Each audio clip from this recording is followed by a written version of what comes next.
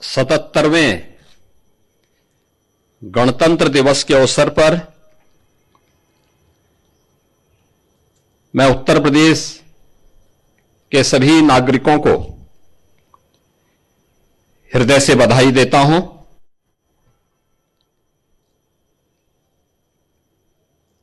आज ही के दिन 1950 में भारत का संविधान लागू हुआ था। 76 वर्ष की इस यात्रा में अनेक उतार चढ़ाव हमारे इस संविधान ने देखे हैं, लेकिन इस सब के बावजूद एक भारत श्रेष्ठ भारत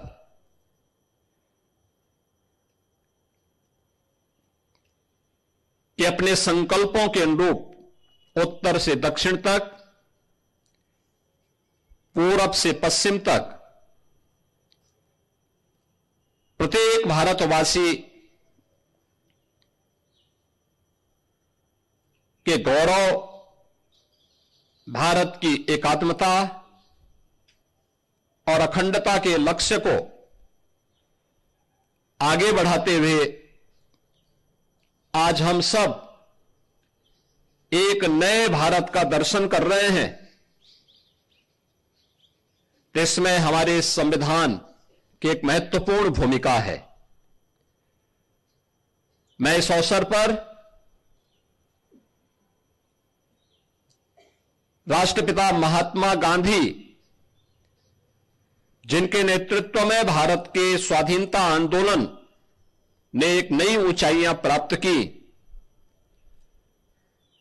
उनकी स्मृतियों को नमन करता हूं।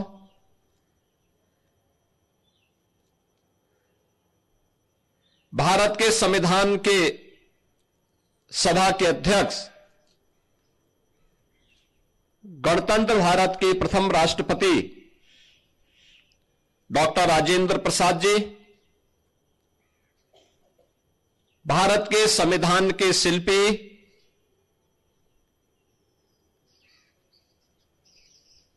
बाबा साहब डॉक्टर भीमराव अंबेडकर, वर्तमान भारत के शिल्पकार लौह पुरुष सरदार वल्लभ भाई पटेल, क्रांतिकारियों के सिरमौर नेताजी सुभाष चंद्र बोस समेत भारत माता के उन महान सपूतों को, जिन्होंने देश की आजादी के लिए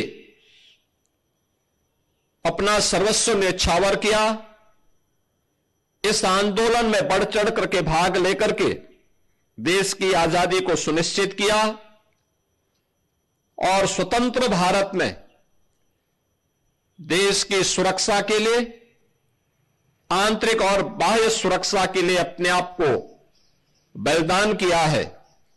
ऐसे भारत माता के सभी ज्ञात अज्ञात सपूतों के प्रति विनम्र श्रद्धांजलि अर्पित करते हुए उनकी स्मृतियों को मैं नमन करता हूं। हम सब जानते हैं कि 1947 में 15 अगस्त के दिन देश आजाद होता है। उससे पहले भारत के संविधान सभा के निर्वाचन संपन्न हो चुके थे। डॉक्टर राजेंद्र प्रसाद जी के नेतृत्व में भारत के संविधान सभा के निर्माण के उपरांत 26 नवंबर 1949 को भारत ने अपने संविधान को अंगीकार किया। आज पूरा देश 26 नवंबर की तिथि को संविधान दिवस के रूप में आयोजित करता है। हर भारतवासी का दायित्व बनता है कि हम अपने संविधान के प्रति पूरी श्रद्धा और पूरे समर्पण भाव के साथ कार्य करें, क्योंकि सम और विषम परिस्थितियों में भारत का ये संबल बना है। भारत के संविधान की ये पंक्तियां कि हम भारत के लोग हर भारतवासी के लिए एक नई प्रेरणा है कि भारत के संविधान का संरक्षक, असली संरक्षक अगर कोई है तो भारत का नागरिक है। उस भारत के नागरिक के प्रति हरेक संस्था को, हरेक नागरिक को, हरेक मंत्रालय और विभागों को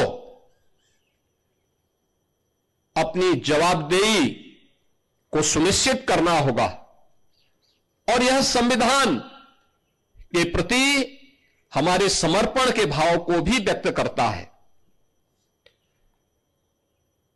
हम सब इस बात को जानते हैं कि जब भी हम संविधान की मूल भावनाओं का अनादर करते हैं तो वास्तव में भारत माता के उन महान सपूतों का, जिनके बल पर, जिनके दम पर यह देश स्वतंत्र हुआ, हम उनका अनादर भी करते हैं।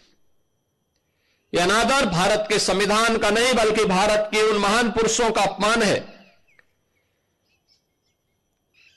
जिनके बल पर यह देश स्वतंत्र हुआ। और इसलिए हर नागरिक का यह दायित्व बनता है कि वह संविधान के प्रति पूरी श्रद्धा और समर्पण भाव के साथ कार्य करे। यह हमारे लिए एक पवित्र दस्तावेज है जो हर विपरीत परिस्थितियों में हमारा मार्गदर्शक होगा। भारत को एकता और अखंडता के सूत्र में बांधने से लेकर के देश के अंदर न्याय, बंधुता और समता के एक भाव को प्रत्येक नागरिक तक लागू करने के सपने इस अभियान को निरंतर आगे बढ़ाने के इस क्रम को हमें जारी रखना होगा। याद रखना, ये तीन शब्द भारत के संविधान के न्याय, समता और बंधुता हर नागरिक को बिना भेदभाव के न्याय मिले।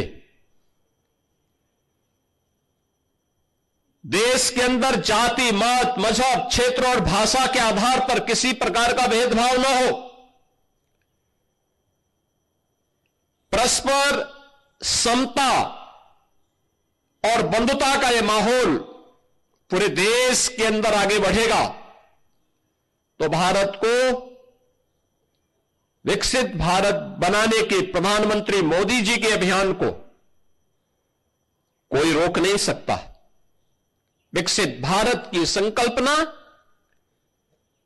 हर भारतवासी के लिए गौरव का क्षण होना चाहिए, क्योंकि यह क्षण केवल देश की आर्थिक समृद्धि का मात्र नहीं, हर नागरिक की खुशहाली का दिन होगा। हर एक नागरिक के जीवन में कई गुना समृद्धि का दिन होगा, लेकिन इसका रास्ता समाज के अंतिम पायदान पर बैठे हुए व्यक्ति से प्रारंभ होता है। हमारे गांवों से, हमारी गलियों से, समाज के अलग अलग क्षेत्रों के अंतिम पायदान पर बैठे हुए उन नागरिकों के माध्यम से यात्रा आगे बढ़नी चाहिए। हर एक स्तर पर आत्मनिर्भरता का यह भाव हमें आगे बढ़ाने के लिए सदैव उसके प्रति उस भाव के साथ आगे बढ़ना पड़ेगा।